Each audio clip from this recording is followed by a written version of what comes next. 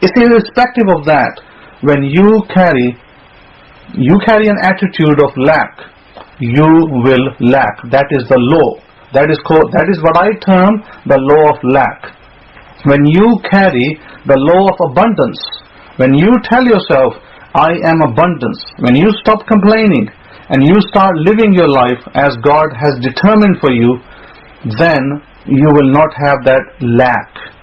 It's a mindset, and that mindset affects every person on this planet, irrespective of who they are.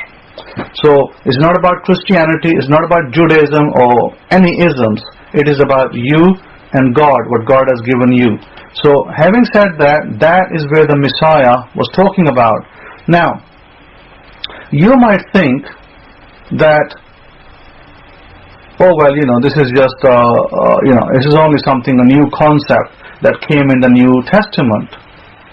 But no, it didn't. It actually, concept came out of, believe it or not, out of the Torah.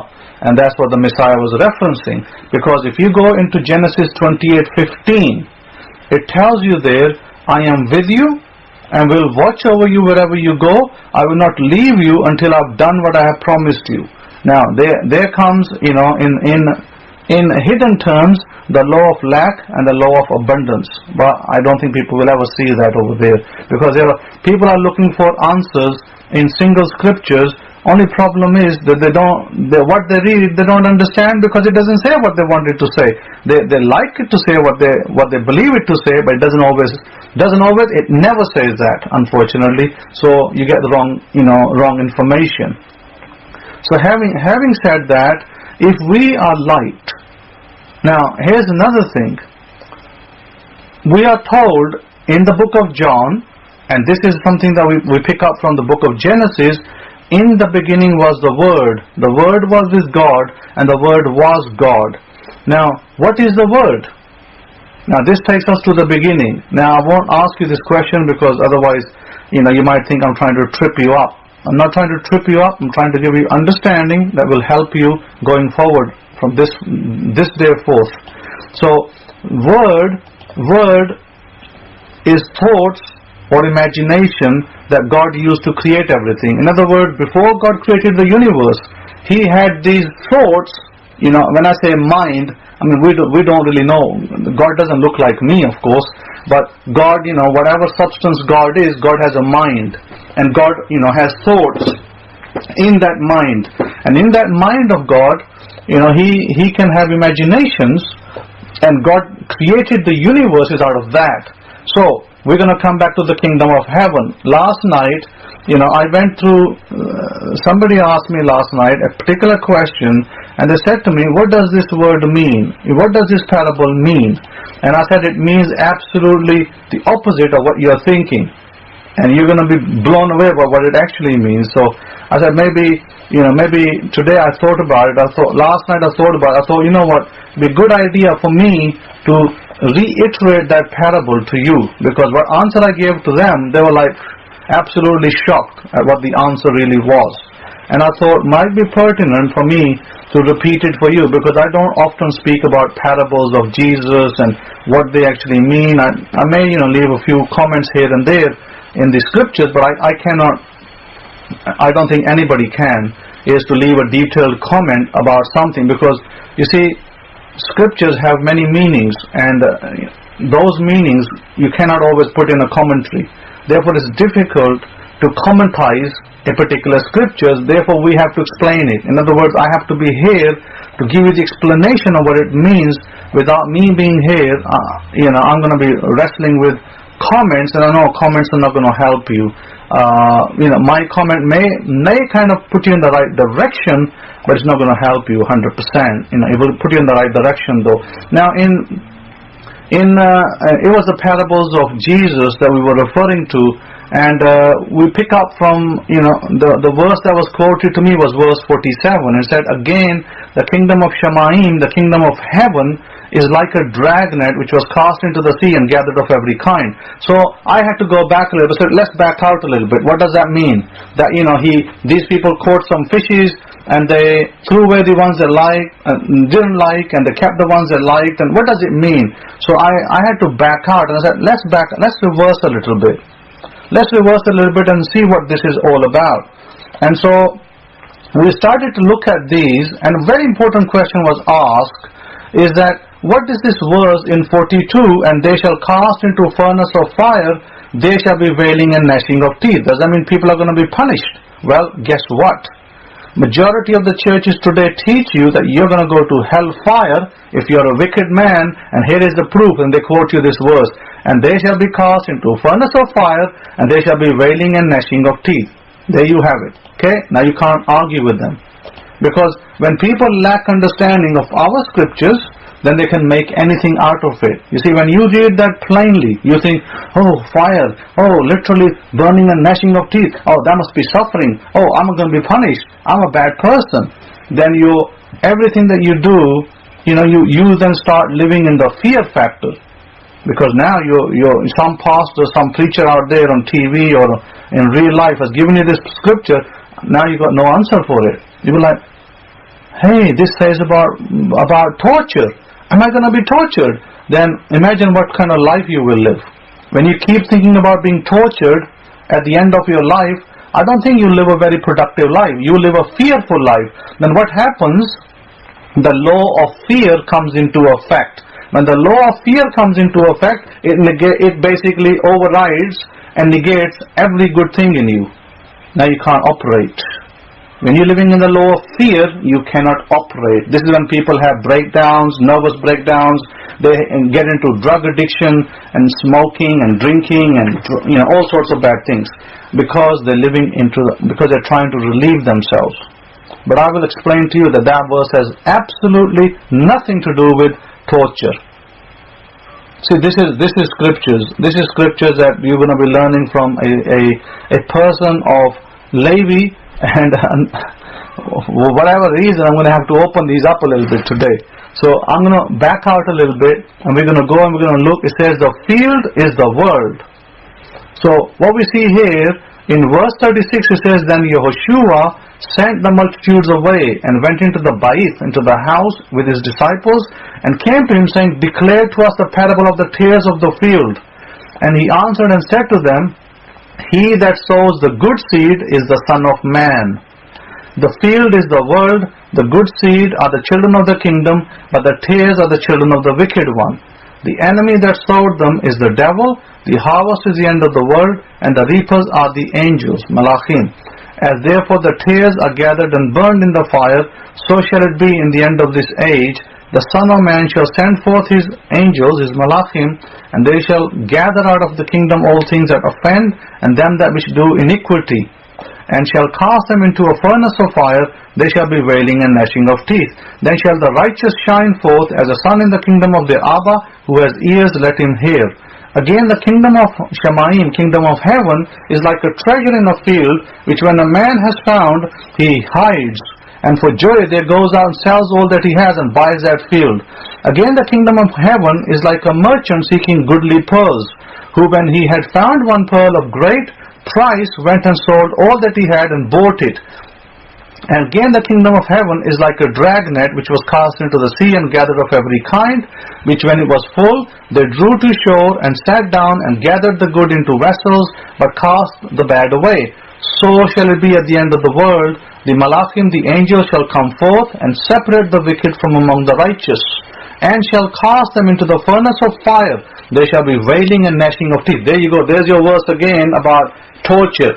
Absolutely nothing to do with torture again. Have you understood all these things? And they all nodded their head. Yeah. You're like, yes, we understood it. Guess what? None of them understood it. Do you see now? Even his own disciples who were with him did not understand what he was telling them. And they all nodded their head and said, yeah, we understand it. Guess what? Where they were all, when he was being hung on the tree, or cross if you like to believe it, guess where they were all going at that point in time? They were running and covering for their lives. So that's kind of funny, isn't it? It's like a Lauren and Hardy movie. When you got Lauren and Hardy. Hardy's like nodding his head. Yeah, I understand, and doesn't understand anything.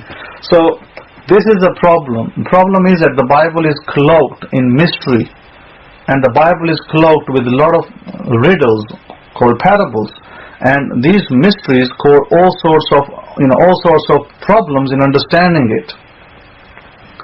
So therefore we have to understand them from the correct perspective. Let me take you back. Let me take you back and explain what these parables are. All these parables in this particular passage are one and the same. They mean the same thing.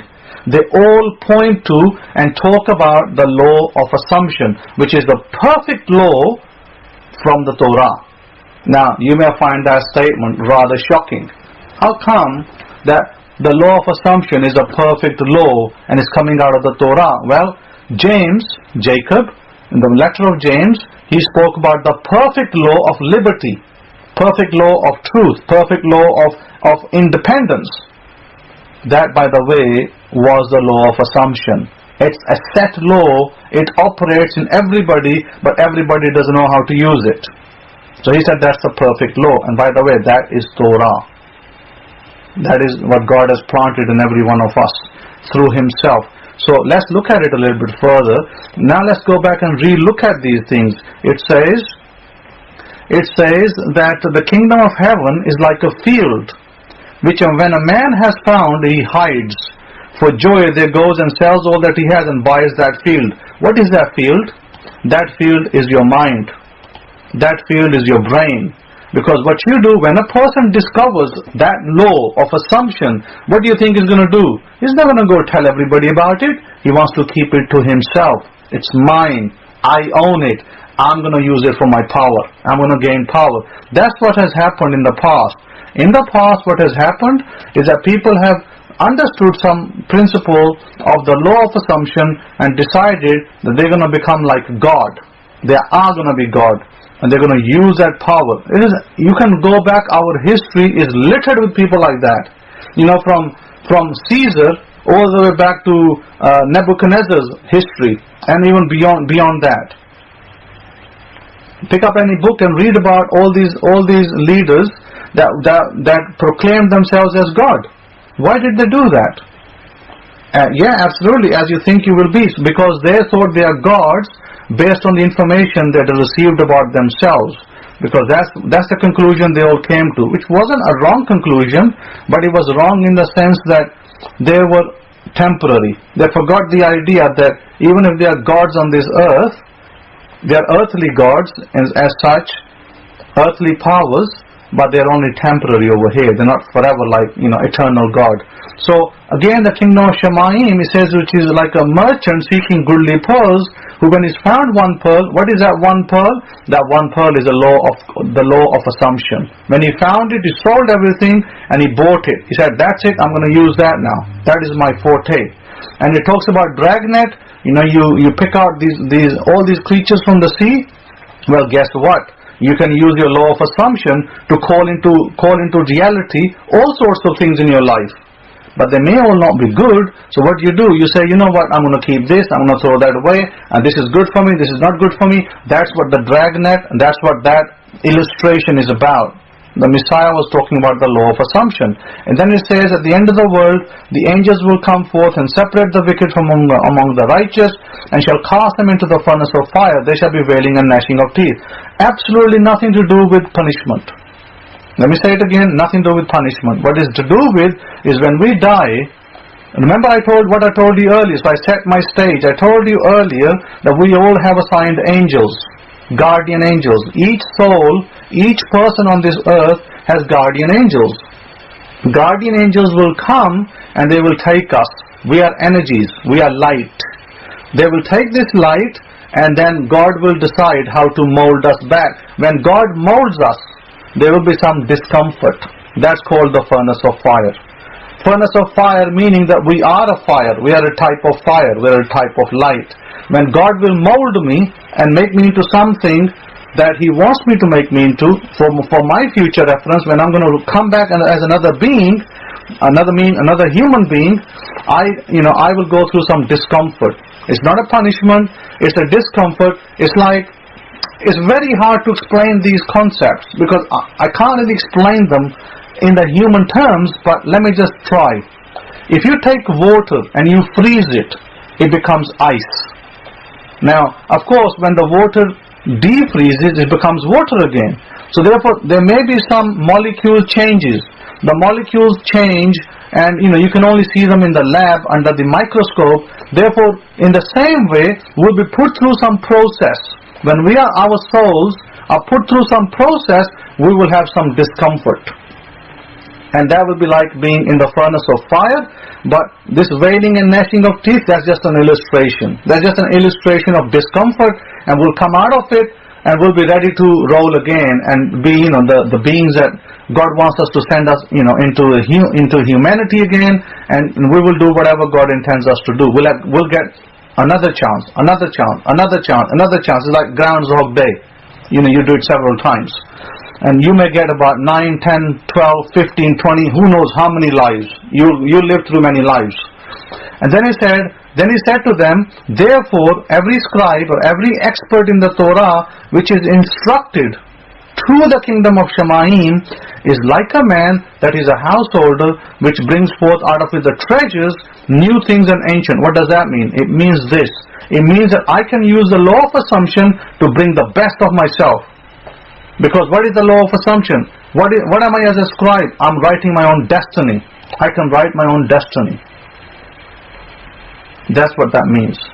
So you as a scribe, what are the scribes' roles? Scribes' roles in ancient times were to write law contracts, home contracts, tax contracts, holy scriptures, all sorts of things the scribes did. Business contracts. So therefore, what are you as a scribe? You're writing your own destiny using the law of assumption. That is how powerful this is. Now, I'm sure I've lost many people at this point, but we'll cover this further. Let me now take you to illustrations, which will hopefully give you some help.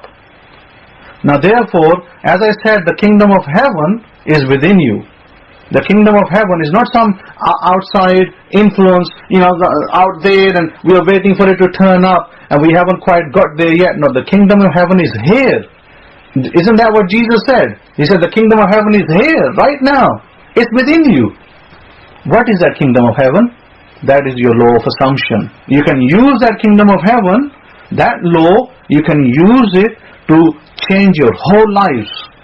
You can make yourself a paradise, or you can make yourself a hell. Your choice. God actually is not going to sit over here and wield that little stick from up there and punish you. God has allowed you to make choices, and God has given you this so powerful law that you can change your destiny. You can be Bill Gates, or you can be the Pope, or in New York holding a card in your hand begging for money. That's your choice. That's the law. You can be on both sides of the fence, but you have to choose. You have to choose one side. And that's very important.